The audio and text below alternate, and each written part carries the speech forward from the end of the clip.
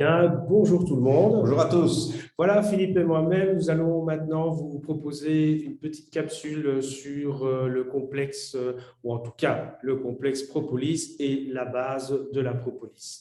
Voilà, Philippe. Voilà, une petite introduction sur l'origine de la propolis et bien sûr sur ses nombreuses propriétés. Bien sûr, c'est une résine qui est sacrée, séram sacram, utilisée par les abeilles.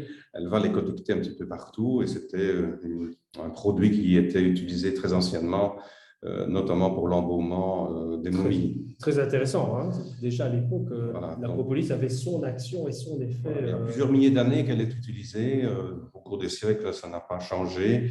Même pour désinfecter des blessures et faciliter la cicatrisation, on connaissait déjà son action entre guillemets antibiotique à ce moment-là, avant d'avoir des antibiotiques de synthèse comme on l'a maintenant. Alors, en herboristerie, c'est quand même un remède polyvalent. Voilà, tant par voie interne que voie externe, on peut l'utiliser sous forme alcoolique en général et elle était utilisée notamment au niveau de la composition de certains vernis qui étaient utilisés donc par Stradivarius. Ça donnait une sonorité particulière au violon. Donc, une petite notion sur la production. Très important parce que ça vient de l'abeille, on ne sait pas en récolter autrement que par l'abeille, donc il faut protéger l'abeille, stimuler les colonies, empêcher la disparition de l'abeille.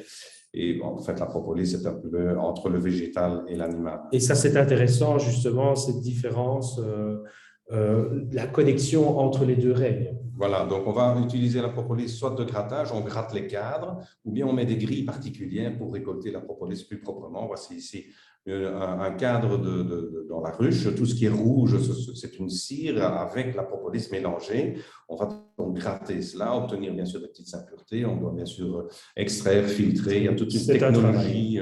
Voilà, la récolte de la propolis, une fois que ça a été récolté sur grille. Voilà, ici, ces grilles qui sont, disons, récoltées d'une certaine façon, de façon très propre.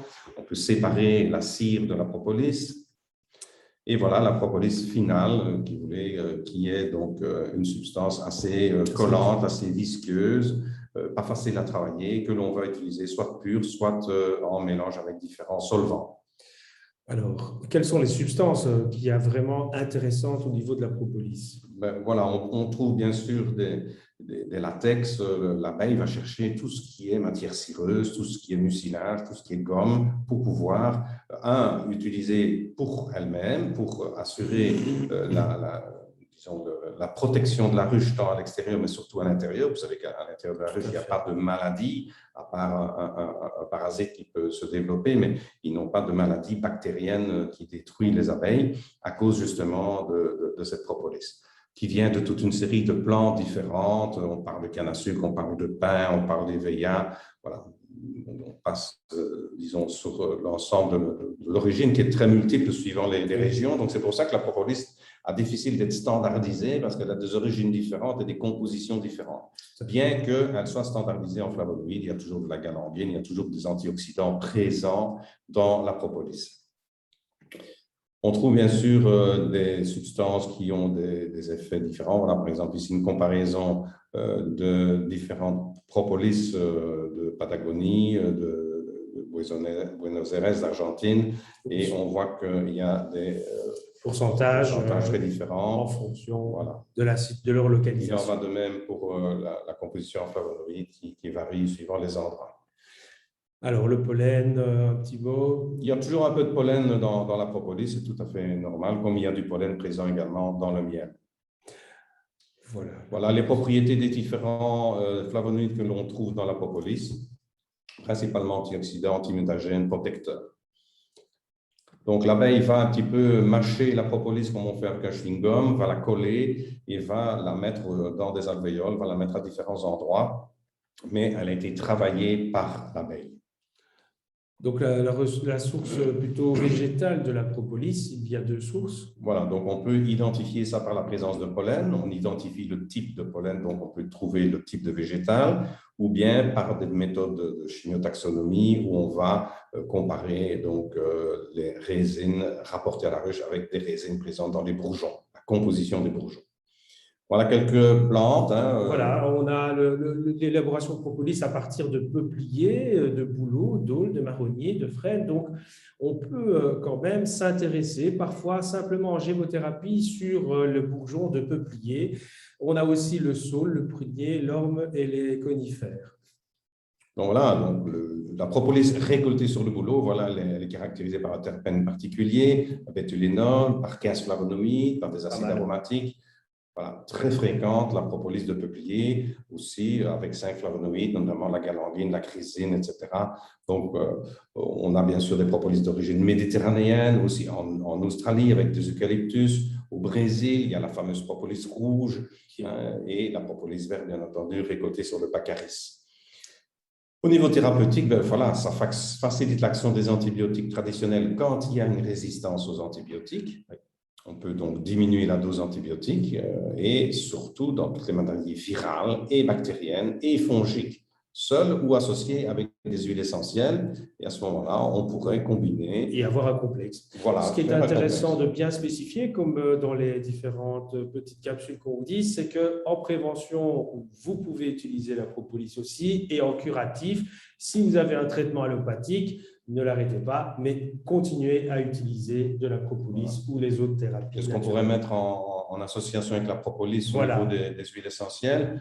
Eh bien, on pourrait mettre le ravinsara, par exemple. Très bonne huile essentielle. L'origan, qui me paraît tout à fait indispensable. Le girofle, la myrte, qui travaille au niveau pulmonaire, et le romarin. Voilà une petite association de quelques huiles essentielles associées à la propolis qui vont faire un complexe tout à fait intéressant. Intéressant, oui, tout à fait. Alors, voilà, donc là, on vient de... Oula, je fais de la marche arrière, désolé. Voilà. La dia et la propolis présente aussi dans le vin à juin. Et on a dit dans le bourgeon de peuplier, ce qui nous intéresse beaucoup en gémothérapie parce que nous avons fait quand même quelques recherches. Et leur activité de propolis-like. La composition du peuplier est bien entendu propolis-like, puisqu'elle contient de l'acide benzoïque, mais aussi toute une série de flavonoïdes que nous retrouvons dans la propolis, notamment la galangine, la chrysine, etc. Voilà. Donc, ce qu'il y a, c'est qu'on vient de le dire. Donc, il y a vraiment un effet antibactérien, fongicide, antiviral, cytotoxique, anesthésique et certaines propriétés anti-inflammatoires et antioxydantes. Donc, je pense que c'est vraiment un traitement de prévention et vraiment un traitement curatif aussi si on veut utiliser la propolis ou le complexe de propolis. Voilà. Rappelons qu'on peut l'utiliser en usage interne et en usage externe, surtout actuellement en période de Covid. C'est un produit incontournable pour se protéger. Voilà. Oups, là.